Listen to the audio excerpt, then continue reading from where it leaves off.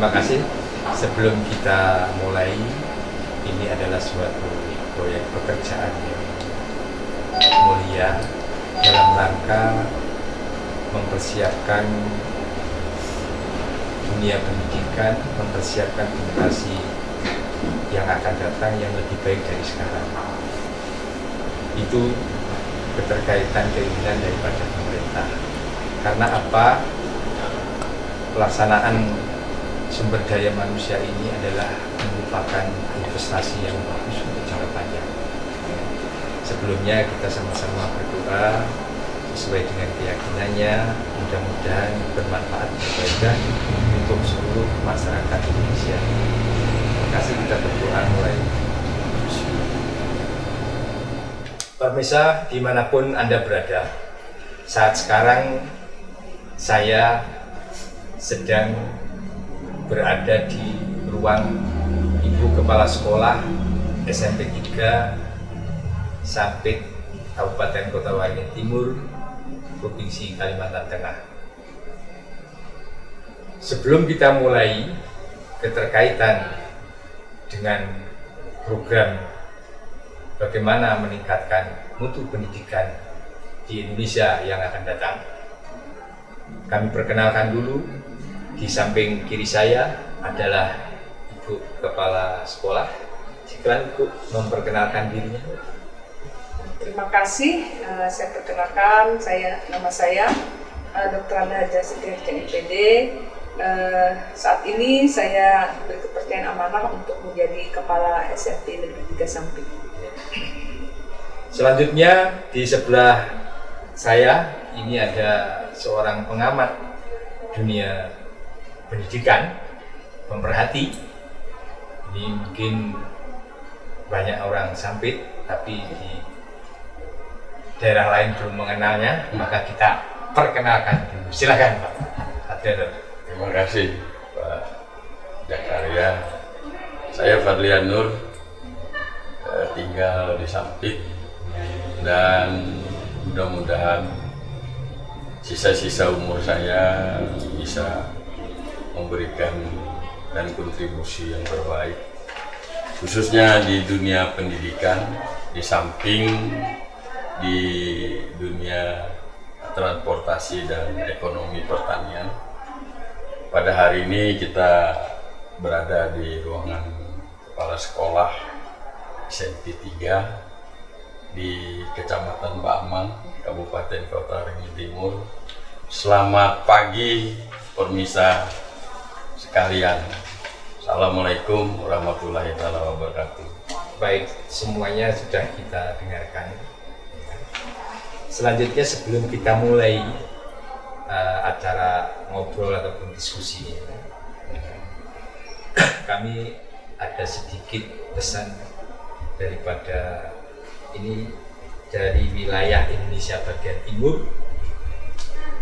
Sedikit tulisan, apa ini dikatakan puisi ataupun ini surat, ya, tapi isinya yang harus kita dengar sama-sama sebagai berikut. Kita sudah lama sekali merdeka. Pada saat itu di daerah saya belum ada satupun sekolahan. Kalau ke sekolahan harus ke pulau seberang, Pulau Jawa. Tetapi sekarang sudah banyak sekolahan berdiri. Terima kasih pemerintah yang telah membangun sekolah kami. Terima kasih semuanya yang telah peduli tentang pendidikan. Tapi saya sangat bersedih sekali. Karena apa? Sekolahan kami adalah hanya sekolahan SD yang terpencil, fasilitasnya yang terbatas, dan kami setiap hari melihat dan membantu kepala sekolah untuk menaikkan bendera, untuk membersihkan kelas, membersihkan halaman, Dan kepala sekolah tersebut pernah berkata, jangan saya panggil guru ataupun terpanggil kepala sekolah. Panggillah saya sebagai pesuruh sekolah. Karena semua saya lakukan. Lalu anak tersebut berkata, baik Bapak, tetapi bagaimanapun Bapak adalah kepala sekolah. Kepala sekolah menjawab, ya betul, karena kami tidak ada lagi kemampuan untuk mencari seorang guru ataupun mencari seorang pendidik lagi karena keterbatasan. Lalu anak tersebut berkata, Pak, saya ingin cita-cita menjadi seorang polisi. Saya kepingin sekolah yang jauh, seperti halnya dulu dikatakan oleh bapak saya. Kamu mau sekolah sampai dimanapun, akan saya biayai. Akhirnya, bapak saya, orang tua saya menabung, dan setelah terkumpul tabungannya, tapi sekarang kandas, karena kami tidak bisa sekolah lebih jauh dan memilih yang terbaik. Akhirnya cita-cita itu apakah bisa tercapai? Amin. Nah, itu tadi. Jadi itu adalah dari Indonesia Timur, daerah Nusa Tenggara Timur, ya kan? Mempunyai suatu cita-cita keinginan. Karena cita-cita itu kenyataannya sekarang kandas. Dia mau ke SMP, itu tidak bisa, karena memilih nggak bisa. Nah, dari keterkaitan tersebut, padahal di dalam pasal, dalam undang-undang ini, tersirat bahwa pasal 31 itu setiap warga negara Indonesia berhak mendapatkan pendidikan. Ternyata pemerintah sendiri yang menghalangi hal tersebut. Nah, pendapat itu bagaimana? Silakan. Terima kasih, menyentuh Pak. Puisinya sangat menyentuh. Saya tadi membayangkan seandainya saya ada di sana. Iya. Saya merasa membayangkan tadi saya berada di sana, terus begitu kan cita-cita orang tua saya. Orang tua saya dulu kan seperti itu. Ini nak, Bapak kerja keras supaya kamu bisa sekolah yang baik, kamu jangan sekolah di sini, kamu harus sekolah keluar supaya kamu dapat pengalaman. Nah, akhirnya saya memang nggak sekolah di kampung, saya cuma tingkat SD, SMP sekolah di kampung, akhirnya saya ke kota. Tapi waktu itu kan nggak ada zona, jadi aman, aman sekolah. Tapi saat ini kebijakan seperti ini, makanya tadi sebenarnya tujuan pemerintah sih bagus untuk pemerataan pendidikan, untuk bagi semua orang bisa merasakan pendidikan yang layak. Tapi tadi tidak hanya sarana, tapi 8 standar itu harus dibenahi dulu, dipenuhi dulu.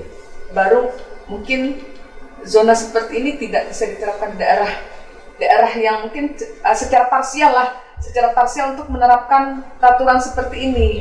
Nah, lihat dulu, kita analiskan sesuatu kebijakan, ada analisa dulu. Ada analisa dulu sebelum mengeluarkan kebijakan. Ya, dasarnya dulu dari analisa itu. Jadi analisa itu tidak bisa disamaratakan antara Indonesia Timur dan Indonesia Tengah dan Indonesia Barat. Letak geografis beda, budayanya beda. Jadi menurut kami selaku pendidik, untuk zona ini mungkin hanya daerah perkotaan yang sudah 8 standar itu sudah siap. Nah, daerah-daerah yang masih belum memadai 8 standar itu diberikan dispensasi. Nah, sehingga kan tadi saya merasakan seandainya saya seperti itu dulu berlaku, yang seperti puisi yang dibacakan dulu berlaku tahun 70-an 80-an saya sekolah, mungkin saya nggak bisa sekolah, nggak bisa jadi seperti ini gitu ya. Nggak, cita-cita saya mungkin ya sih ada sekolah di kampung saya, ada sih sekolah, tapi nggak sesuai dengan apa yang saya cita-citakan, apa yang orang tua saya cita-citakan. Nah, jadi mungkin masukan saja, mungkin pendapat saya terhadap kebijakan ini, pemerintah sih bagus untuk pemerataan, memang tujuannya bagus untuk pemerataan pendidikan, semua warga negara berhak dan layak untuk mendapatkan hak untuk pendidikan yang layak. Tapi kebijakan, peraturan mungkin bisa kita tidak secara menyeluruh diberlakukan untuk semua daerah. Jadi secara parsial, jadi analisa dulu mana sih daerah yang bisa untuk berlaku zonasi. Mana yang kan PPDB ini sebenarnya tidak satu jalur saja. Ada jalur zonasi, ada jalur afirmasi, ada jalur prestasi dan kepindahan orang tua. Ternyata selama 3 tahun ini saya mengalami yang untuk prestasi itu presentasi kan dia paling bawah, kecil sekali, dan itu pun kalau sudah zonasi tidak memenuhi baru kita kalau zonasi sudah terpenuhi, sudah melampaui batas zonasi, baru kita ambil prestasi. Nah, jalur kepindahan orang tua juga kecil, ada 5%, kemudian afirmasi juga ada, dan afirmasi ini pun perlu kita evaluasi. Evaluasi gimana? Sebab temuan kami kadang-kadang di lapangan, afirmasi ini syaratnya kan anak itu harus punya kartu prasejahtera, kartu keluarga harapan, kartu PIP. Nah, jadi mungkin ini harus ada sinergitas dari pihak lapangan yang mendata, yang mendapatkan kartu-kartu tersebut, apakah benar dia berhak atau tidak berhak. Nah, akhirnya ada kesenjangan lagi di situ. Nah, jadi tapi yang sekarang didengung-dengungkan kan cuma jalur zonasi saja, yang karena kepindahan orang tua kan nggak mungkin orang tua pindah 1 tahun sebelumnya karena perlu biaya, nah perlu tempat mereka untuk pindah. Maksud petani, petani bisa pindah gitu. Nah kan kecuali anaknya dititipkan sama orang di kota. Nah itu strategi orang, tapi tidak semua orang bisa melakukan itu. Tidak semua orang, kadang anak petani yang dia sebenarnya punya IQ yang luar biasa, punya hak untuk mendapatkan pendidikan lebih baik, itu kendalanya. Jadi saya kira tujuan pemerintah sih bagus untuk pemerataan itu. Saya sangat mendukung juga adanya pemerataan, tapi pemerataan tidak dalam tahun-tahun pertama, mungkin hanya daerah-daerah tertentu. Tidak diperlakukan secara umum, secara keseluruhan. Karena kan pemerintah juga 8 standar semua sekolah itu belum terpenuhi juga yang 8 standar pendidikan. Mungkin kedepannya kebijakan-kebijakan seperti ini diberlakukan secara parsial saja dulu, analisa dulu. Kan perlu analisa data, analisa kebutuhannya seperti apa, sehingga kebijakan itu muncul. Jadi mungkin daerah kota sih zonasi, mungkin karena daerah kota ini kadang-kadang hanya satu sekolah di tengah-tengah saja yang padahal sekolah dekat rumahnya ada, tapi juga ingin menuju sekolah yang diinginkannya. Nah itu jadi maksud kami pelaku di lapangan ini, kebijakan itu bagus. Untuk pemerataan tadi supaya merata, tidak ada lagi sekolah unggulan, tidak ada lagi sekolah favorit, tidak ada lagi, maksud pemerintah itu bagus.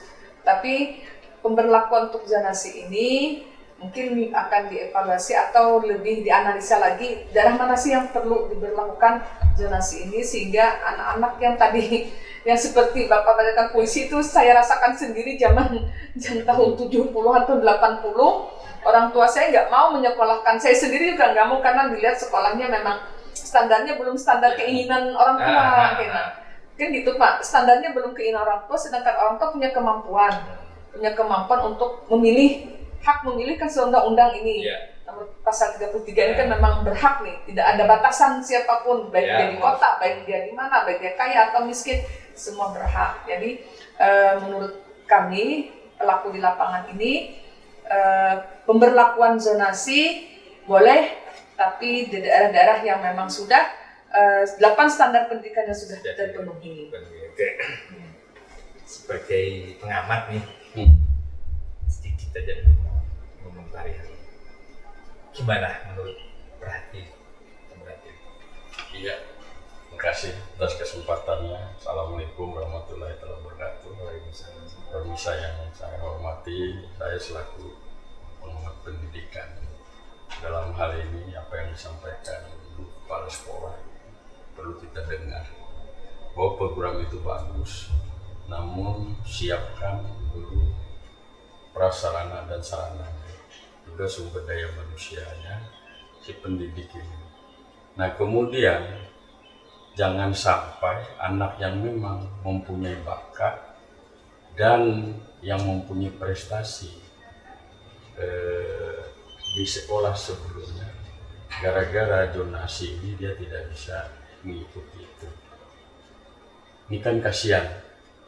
Nah sementara keinginan pemerintah untuk menghapus, ada dulu namanya sekolah favorit, Iya. kemudian Sekolah unggulan. ya dan sebagainya, akhirnya Sekolah kekumpul di teladan. situ. Nah, yang di pedalaman kan tidak demikian. Iya. Nah ini kalau saya, mari kita coba kombinasi. Artinya kombinasi, kita melihat ini kalau memang dia berkeinginan di situ, kenapa tidak? Tentunya ada alasan-alasan.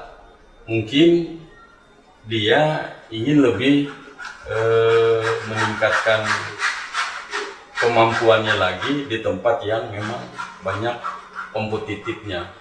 Kalau di sini-sini aja karena donasi tadi, dia tidak bisa ngapa-ngapain. Atau juga orang tua memang tidak ada berkeinginan pindah tempat ke tempat-tempat yang lebih bagus gitu di sekolah-sekolah, sehingga terkendala ini. Nah, saya setuju saja secara pribadi, tetapi untuk memberi kesempatan anak-anak yang di pedalaman sana yang notabene dia mempunyai semangat yang tinggi, ya mungkin tadi seperti puisi tadi, ingin jadi polisi, ingin jadi dokter, ingin jadi pilot dan sebagainya. Tetapi dengan zonasi ini, ya dia mungkin, saya tidak bisa ke situ. Nah maksud kita, kita kombinasi dulu, dilaksanakan tesnya untuk seleksi lah. Dari mana saja, sepanjang dia bisa dikategorikan dapat di situ, kenapa tidak? Nah, kira-kira Baik, pemirsa, sebelum kita lanjutkan, kita lihat dulu yang satu ini.